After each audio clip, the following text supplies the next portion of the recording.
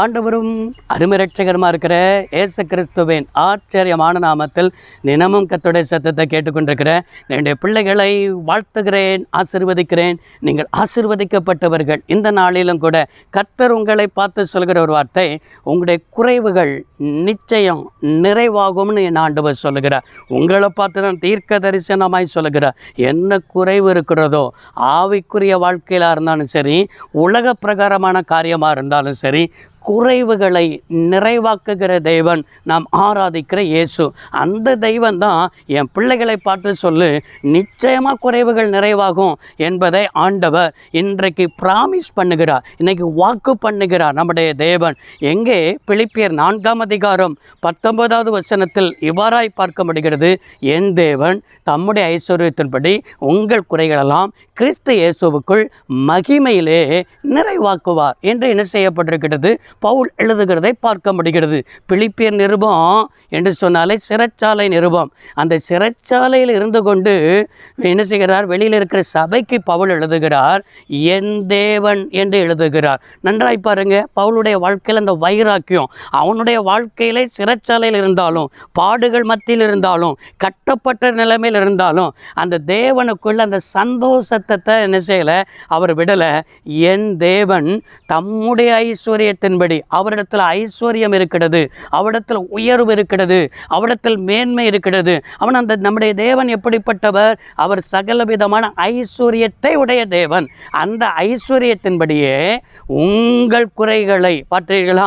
நீங்கள் என்ன குறை இருந்தாலும் சரி, உங்களுடைய பிள்ளைகளுடைய வாழ்க்கையில் எந்த குறை இருந்தாலும் சரி, உங்களுடைய தனிப்பட்ட வாழ்க்கையில் எந்த குறை இருந்தாலும் சரி, கவலைப்படாதீங்க, நீங்கள் சோர்ந்து போகாதீங்க. ஆண்டவர் ஏன் இந்த வார்த்தையை உங்களோடு பேசுகிறார்னா, உங்கள் குறைகளை கிறிஸ்து இயேசுவுக்குள் மகிமையிலே என்ன செய்வாராம்? நிறைவாக்குவாராம். மகிமையிலே அப்படின்னா என்ன தெரியுமா? அவருடைய பிரசன்னத்திலே.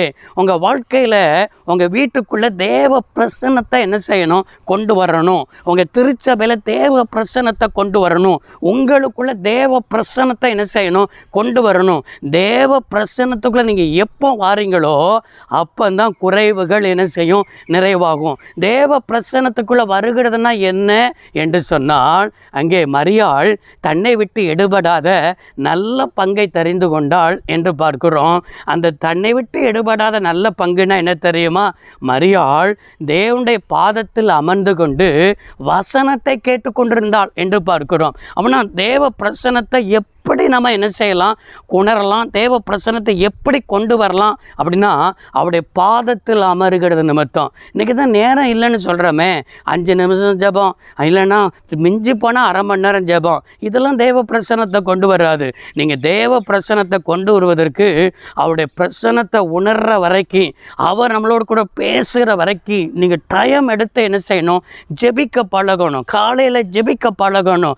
அந்தி சந்தி மத்தியான வேலை தியானம் பண்ணி முறையிடுவேன், அவரின் ஜெபத்தை கேட்பார் என்று சொன்னது போல, நீங்கள் எப்போ ஜெபிக்க நேரம் எடுத்து ஜெபிக்க பழகிறீர்களோ அப்பந்தான் தேவ பிரசன்னம் கொண்டு வரும். அதுதான் மகிமையை கொண்டு வரும், அதுதான் வல்லமையை கொண்டு வரும், அதுதான் அற்புதத்தை கொண்டு வரும், அதுதான் அதிசயத்தை கொண்டு வரும், அதுதான் குறைவுகளை என்ன செய்யும்?